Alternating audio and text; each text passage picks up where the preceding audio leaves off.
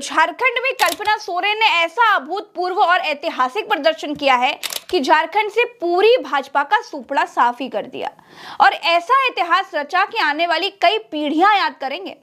दोस्तों, झारखंड का अब तक रिकॉर्ड रहा है कि कोई सरकार दोबारा वापस सत्ता में नहीं लौटी। के अंदर बीजेपी पार्टी ने जीत दर्ज हासिल कर ली, लेकिन दोस्तों उसके पीछे की बहुत बड़ी हार बुरी तरह से छुपा ली गई है कि किस तरह से मोदी और शाह को एक अकेली महिला ने झारखंड के अंदर धूल चटा दी, किस तरह से उल्टे पांव वहां से भागने पर मजबूर हो गए। इतनी बड़ी खबर को गोदी मीडिया ने आप लोग की आंखों से ओझल कर दिया। अब देखिए, हमारे साथ वरिष्ठ पत्रकार मौजूद है, उनकी रिपोर्ट में आप लोगों को दिखाने जा रहा हूँ।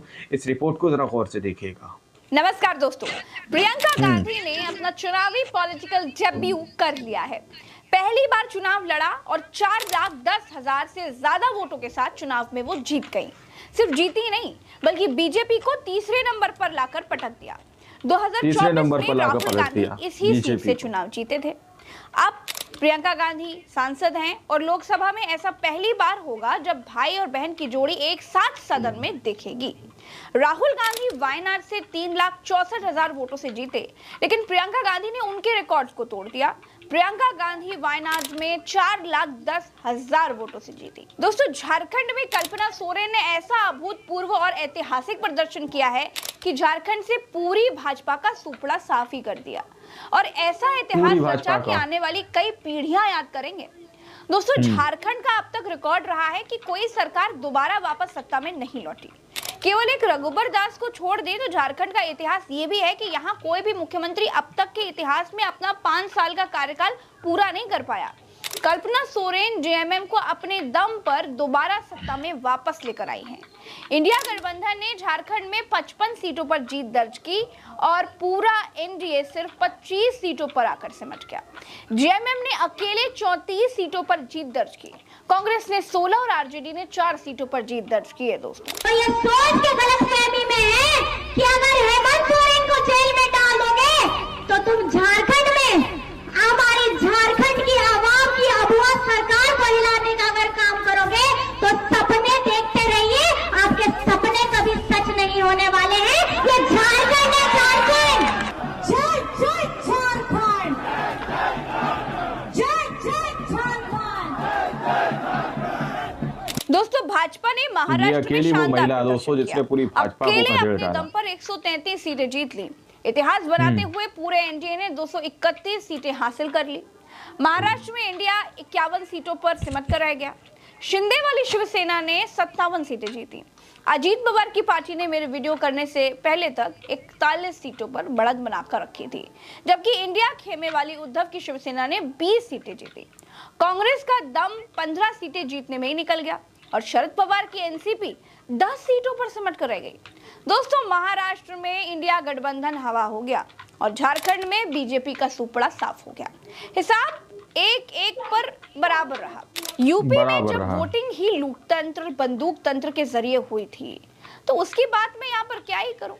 बाकी जिन जिन राज्यों में उपचुनाव हुए उन राज्यों में जिसकी जिसकी सरकार थी उसने चुनाव जीते।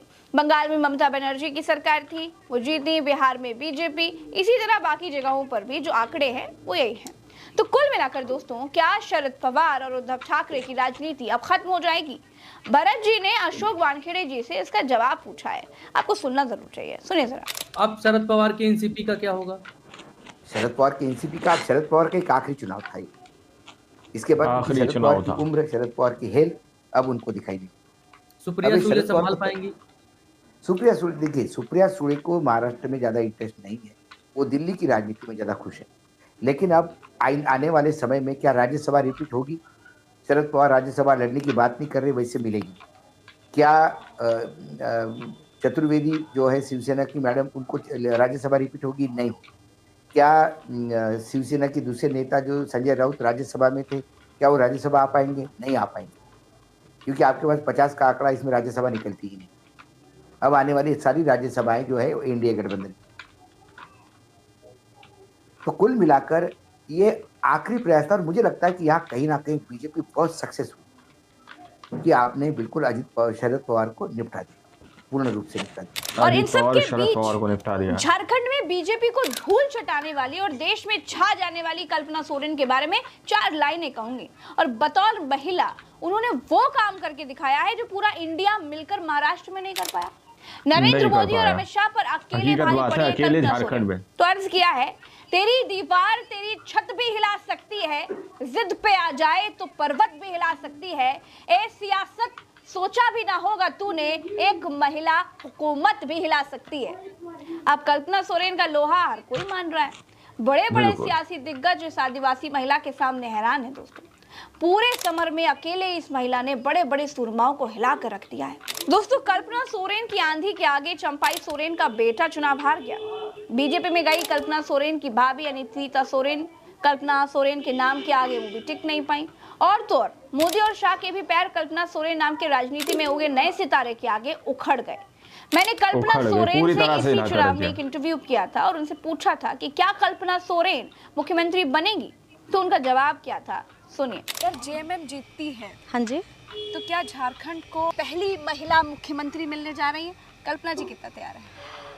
मैं ये कहना चाहूँगी कि पहले आशीर्वाद ले करके विधायक बनेंगे और जो भी डिसीजन रहता है आला कमान का रहता है। और आज फ़िलहाल इस क्षण में अगर मैं आपको बताऊँ तो झारखंड की जनता आदरणीय हेमंत सोरेन जी के ऊपर में पूरी विश्वास जता के रखी है। हमारी महागठबंधन की सरकार के सारे लोग हेमंत सोरेन जी को मजबूत बनाने के लिए एकजुट हो गए हैं और संगठित हो गए। आप तैयार हैं? क्या चीज़ के लिए? इसलिए पूछ रही हूँ कि अब अगर जनता आप पर विश्वास करती है, हेमंत सोरेन जी आप पर विश्वास करती है, आप तैयार हो? ये तो पार्टी के आला कमान का डिसीजन होगा। और मैं झारखंड मुक्ति मोर्चा के एक सिपाही हूँ। कल को अगर मैं विधायक भी बनती हूँ तो भी मैं एक सिपाही रहूँगी और ये सिपाही हर वो जंग लड़ने के लिए तैयार है जिसके लिए हमेशा हर एक सिपाही को तैयार होना चाहिए। इस चुनाव में जब बड़े बड़ों ने हथियार डाल दिए, जब बड़े बड़े पस्त हो गए, तो महिलाओं ने मोर्चा संभाला। जैसे डिम्पल यादव के हवाले 2 सीटें थी, सीसामऊ और करहल। दोनों सीटों पर स्ट्राइक रेट से दोनों सीटें जीती। प्रियंका गांधी ने अपना चुनाव जीत लिया। कल्पना सोरेन ने तो पूरी बीजेपी को धूल चटा दी। ये तीनों महिला नेताओं को देश की सियासत में बड़ा किरदार निभाते हुए हम आगे देख सकते हैं। कल्पना सोरेन कितनी बड़ी गेम चेंजर साबित हुई है? क्या कल्पना सोरेन जबरदस्त गेम चेंजर साबित हुई? 2 चीजें हुई। देखो भरत, जो मेरी सूचनाएं हैं कि जब हेमंत सोरेन को अरेस्ट किया और जब फीडबैक आया कि आदिवासियों में भयानक नाराजगी हेमंत सोरेन के अरेस्ट से, ये बात पढ़ने के बाद तुरंत हेमंत सोरेन को जमानत मिली और जमानत मिलने के बाद तुरंत गवर्नर ने उनको फिर से मुख्यमंत्री भी बना दिया जी। तो कहीं ना कहीं बीजेपी हमेशा कई फ्रंट पे काम करती है, लेकिन उन्होंने हेमंत सोरेन को जेल में डालने से कल्पना सोरेन नाम के एक व्यक्ति को जन्म दिया राजनीति में। और कल्पना सोरेन वहां गेम चेंजर हो गई। आने वाले समय में भी कल्पना सोरेन ही वहां झारखंड में भविष्य होगा। यदि बीजेपी को लड़ना होगा आने वाले समय में तो कल्पना सोरेन से लड़ना। दोस्तों, भारतीय जनता पार्टी बहुत बड़ी मशीनरी के साथ चुनाव लड़ती है। उसके लिए हार जीत ये सब रूटीन का हिस्सा है।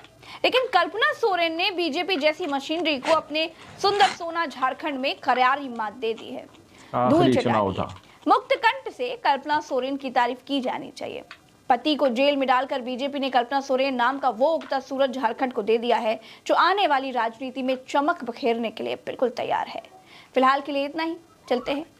राम राम, दुआ सलाम, जय हिंद। और झारखंड के हमारे सभी दर्शकों को जोहार। प्रज्ञा का पन्ना को अपना प्यार यूं ही देते रहिए, अपना आशीर्वाद यूं ही देते रहिए। नतीजों की कवरेज में आपने जो हमें प्यार दिया उसके लिए भी आप सब लोगों का मेरे तहे दिल से थैंक यू। उल्टा चश्मा यूसी पर आप सब साथी एक साथ लगभग 40,000 की संख्या में मुझे देख रहे थे, उसके लिए भी आप सबका हृदय की गहराइयों से धन्यवाद। तो आप लोगों ने इस वीडियो को शुरू से आखिर तक देखा। वीडियो के अंदर साफ तौर पर बात की गई है कि किस तरह से महाराष्ट्र के अंदर जो कांग्रेस पार्टी का गठबंधन था बुरी तरह से हारा, लेकिन वहीं पर झारखंड के अंदर एक अकेली नारी पूरी बीजेपी पे भारी पड़ गई। कल्पना सोरेन ने बुरी तरह से यहाँ पर मोदी और शाह को धूल चटा दी, वहां से उल्टे पांव भागने पर मजबूर कर दिया। दोस्तों, जिस तरह से झारखंड के अंदर कमान संभाली वो तस्वीर आप लोगों के सामने है। लेकिन महाराष्ट्र और झारखंड को लेकर बहुत सारी बातें ऐसी भी कही जा रही है कि झारखंड को इसलिए छोड़ दिया गया ताकि लोग सवाल ना उठाएं, लोग ये ना कहें कि ईवीएम के जरिए से दोनों जगह सरकार बना ली गई।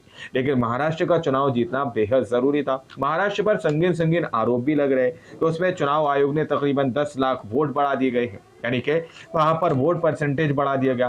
तो अभी महाराष्ट्र की गुत्थी पूरी तरह से सुलझी नहीं है। काफी बड़े खुलासे होकर सामने निकल के आ रहे हैं, काफी वीडियोज भी सोशल मीडिया पर वायरल हो रही है।